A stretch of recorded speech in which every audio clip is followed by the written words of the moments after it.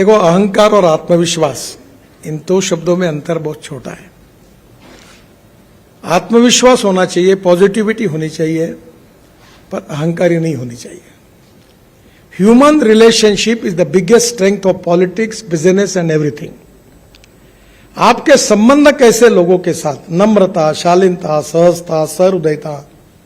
ऐसा कहते हैं कि जितना विद्वान है, जितना धनवान है, उतना नम्र होगा, तो वो उसकी विद्वत्ता और उसकी नम्रता के कारण उसका व्यक्तित्व और खुलता है। तो हम एक अच्छे ह्यूमन बीइंग बने, ये भी इंपॉर्टेंट है। और ह्यूमन बीइंग बनने के लिए हमारे लिए सबसे बड़ी इंपॉर्टेंट चीज अगर कोई है, तो मैं ये मानता हूं कि आपको पैसा तो कमाना ही पड़ेगा, क्योंकि उसके सिवा परिवार नहीं चल सकता। जो मैंने कहा कि no philosophy can be taught to empty stomach. पर उसके साथ साथ social consciousness, social awareness, social responsibility, social sensitiveness is equally important. और अगर ये हमारे बीच में नहीं होगा, एक साइड में हम बहुत विद्वान होंगे और बहुत धनवान होंगे, तो लोग आपके सामने नहीं बोलेंगे।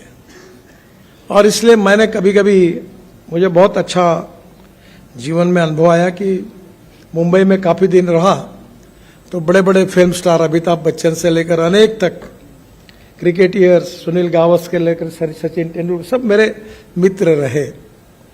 तो मैंने एक एक को देखा, और दिल्ली आकर मुझे बिल गेट्स से लेकर अनेक लोगों को मेरे घर पर उनको मिलने का मौका मिला।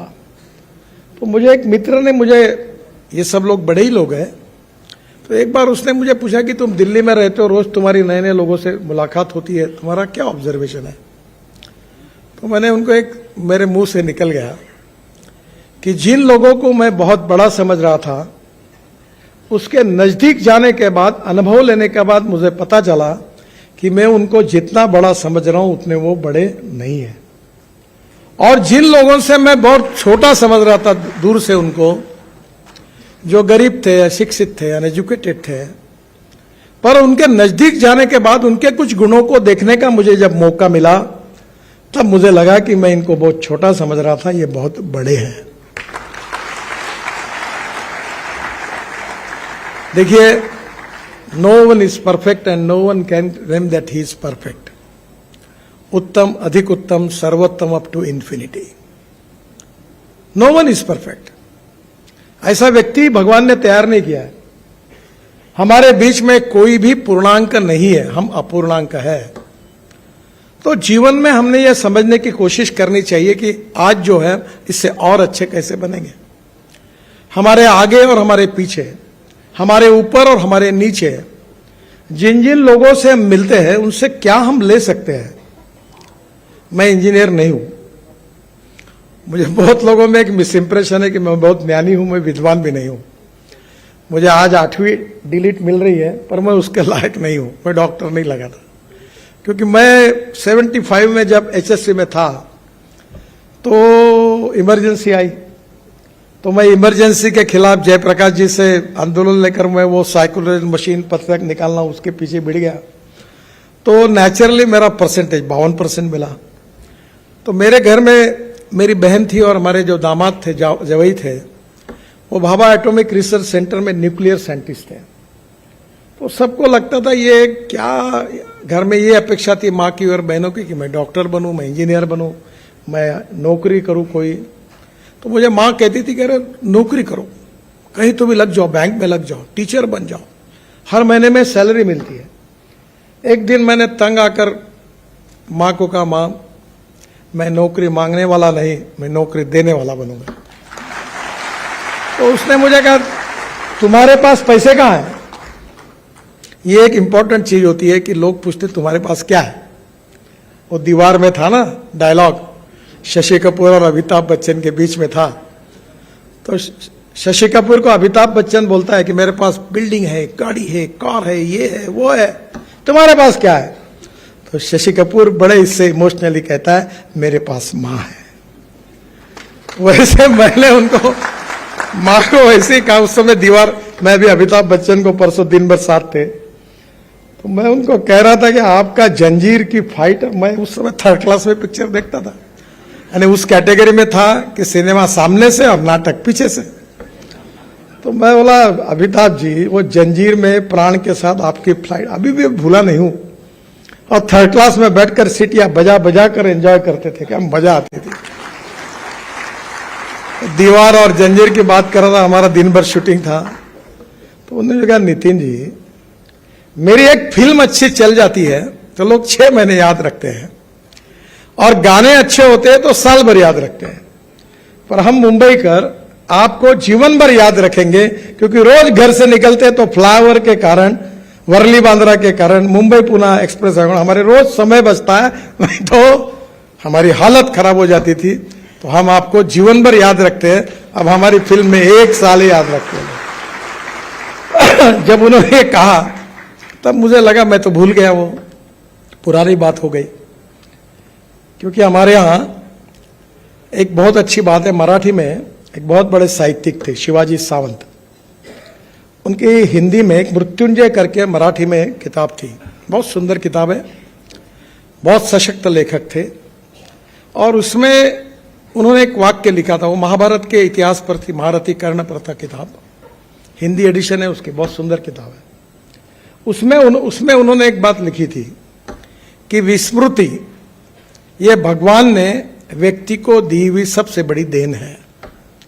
जब मैंने उसको पढ़ा तो मुझे वो बात इतनी जज गई कि मैंने ये तय किया कि आप कोई काम करना है तो उसको भूल जाओ। और मेरी माँ अक्सर कहती थी कि अगर किसी के लिए कुछ मदद करना है तो मदद जिस क्षण में करते हो उस समय भूल जाओ, बताओ मत किसी को। तो मैं तो भूल गया हूं, पर अपना जो कार्य होता है वो लोग याद रखते हैं। आप आर्टिफिशियली कितना भी करो, कितने पोस्टर लगाओ, बैनर लगाओ, कुछ नहीं होता। If you deserve for it you will get it. अगर आप में क्षमता होगी तो निश्चित रूप से वो आपको मिलता ही है। अच्छा, मैंने ने, आप तो साइंटिफिकली आर्किमिडीज ने भी कहा है कि पानी में कोई भी चीज डुबाओ, जितना वजन होगा उतना ही पानी ऊपर आएगा। तो तुम अगर जेब में कोई वजन लेके बैठोगे तो शायद वजन थोड़ा ऊपर हो जाएगा, पर नियम यही है कि if you deserve for it you will get it. तो दौड़ो मत किसी के पीछे। Respect should not be demanded, it should be commanded. If you deserve for it you will get it, आपको मिलेगा। पीछे मत लगो किसी को।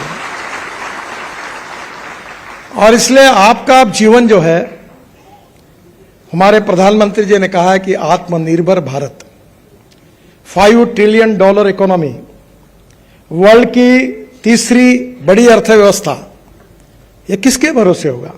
ये आपके भरोसे होगा, और ये आपको बनाने का है। और इसमें सबसे इंपॉर्टेंट कुछ है तो टेक्नोलॉजी, इनोवेशन, रिसर्च, साइंस, ये इंपॉर्टेंट है। और आपको मैं बताता हूं कि हमारे यहां स्टार्टअप आ रहे हैं, नए नए लोग आ रहे, इतने प्रयोग। मैं ऑटोमोबाइल सेक्टर में उसका मंत्री हूं। मैंने अभी मर्सिडीज की एक कार लॉन्च की, इलेक्ट्रिक की। तो जर्मनी से जो चेयरमैन आए थे मुझे बता रहे थे कि इसके बाद हम केवल इलेक्ट्रिक गाड़ी बनाएंगे। अब एलएनजी का एक ट्रक मैंने चाकण में ब्लू एनर्जी का ये किया, जो एक समय 1600 किलोमीटर चलता है, डीजल की तुलना में 50 मीटर कॉस्ट बच जाती है। आज जब मैं इलेक्ट्रिक गाड़ी की बात करता था, इलेक्ट्रिक स्कूटर की, कार की, बस की, तो लोग मुझे सवाल पूछते थे कि रास्ते में बंद होगी तो क्या होगा। दुनिया भर के सवाल पूछते थे पत्रकार, अब कोई नहीं पूछता। अब इलेक्ट्रिक बसेस आ गई, 5 साल के अंदर इस देश में पूरी इलेक्ट्रिक बसेस बन जाएगी, इलेक्ट्रिक कार आएगी। अब मेरे पास 3 कार है, इलेक्ट्रिक कार है, 100% इथेनॉल पर चलने वाली वर्ल्ड की पहली टोयोटा की इनोवा है, जो यूरो 6 के इमिशन नॉर्म्स को पूरी करती है। अगर पेट्रोल की तुलना में अगर उसका हिसाब लगाएंगे तो गाड़ी बिजली भी तैयार करती है, तो 25 रुपए लीटर पेट्रोल का भाव आता है। बहुत सुंदर है। हाइड्रोजन की कार है। मैं इसलिए हाइड्रोजन की कार मैंने लाई, उसका नाम है मिराई। उसकी एक कहानी है। मैं जब ये टीवी इंटरव्यू में, आजकल मैं तो नहीं सुनता मेरे इंटरव्यू, पर मुझे यूट्यूब से 2.5 से 3 लाख रुपए महीना मिलता है, इसका मतलब लोग बहुत सुनते हैं। तो मेरे पत्नी ने एक बार खाना खाते हुए मुझे कहा कि आप बोल रहे हो कि पानी से हाइड्रोजन निकलेगा और हाइड्रोजन से गाड़ी चलेगी, तुम्हारे ऊपर मेरा ही तो विश्वास नहीं बैठता, तो लोगों का क्या बैठने वाला है? तब मेरे ध्यान में आया कि मेरे बीच में, मेरे और लोगों के बीच में बहुत बड़ा अंतर है। तब मैंने विक्रम किर्लोस्कर जो टोयोटा इंडिया के चेयरमैन थे उनको फोन किया, विक्रम मुझे हाइड्रोजन की कार चाहिए। बोले, वो बताने लगा, बोला I don't know reasoning, I like people who can get the things done. क्या प्रॉब्लम है वो तुम्हारे? नहीं वो ऐसा है, देखो एक बात याद रखो, I always telling to people, there are some people who convert problems into opportunities and there are some people who convert opportunities into the problems. मुझे मालूम नहीं, मुझे कार चाहिए। तो उसने मुझे कार लाके दी, उसका नाम है मिराई। मिराई यानी जापानी वर्ड है, उसका अर्थ होता है फ्यूचर। मैं जो आपको अपील करने वाला हूं वो फ्यूचर जो है, इसका मतलब hydrogen is a fuel for future. The futuristic vision, futuristic technology and A futuristic planning is very very important. You can donate eye, but you cannot donate vision. Lack of vision is a problem. और उसमें काम करने के लिए strong political will, decision making capacity, team work, अगर ये तीन छोटी छोटी बातें आपके पास होगी तो यू कैन मेक मिरेकल्स। और हमारे देश में आज वर्ल्ड की सबसे ज्यादा इंजीनियरिंग ट्रेन मैन पावर अगर वर्ल्ड में किसी देश में है तो वह हिंदुस्तान है। पर मैं आपको एक ही अनुरोध करूंगा कि हमारे देश में जो ग्रोथ होती है वो 22 to 24% फ्रॉम मैन्युफैक्चरिंग सेक्टर, 54 से 56% from service sector and 12% from agriculture and allied sectors. मैं आपको अनुरोध करूंगा कि गांव, गरीब, मजदूर और किसान, जल, जमीन, जंगल और जानवर, इस पर आधारित टेक्नोलॉजी को डेवलप करो। चलो गांव की ओर। अब स्मार्ट विलेज, स्मार्ट सिटी नहीं, स्मार्ट विलेज बन सकता है। मैं कृषि क्षेत्र में काम करता हूं, मेरे क्षेत्र में 10,000 किसानों ने आत्महत्या की है। मैं बिजनेसमैन नहीं हूं, न मैं इंडस्ट्रिस्ट हूं, पर मैं जो एग्रीकल्चर में काम करता हूं उसका टर्नओवर 2,500 करोड़ है। मैं 15,000 लोगों को रोजगार दे चुका हूं। यह संभव है कि आपकी टेक्नोलॉजी का उपयोग करके, अभी हम लोग बांबू से इथेनॉल बना रहे हैं। अभी जो बात हुई पानीपत में, मैंने पीछे पढ़कर, हमने एक बड़ा इंडियन ऑयल ने उद्योग शुरू किया है कि जो पराली जलाते जिसके कारण दिल्ली में बहुत प्रदूषण होता है, पराली से 1 lakh litre ethanol, 150 ton biobitumen और 76,000 ton per year bio aviation fuel, sustainable aviation fuel, हवाई ईंधन तैयार होता है।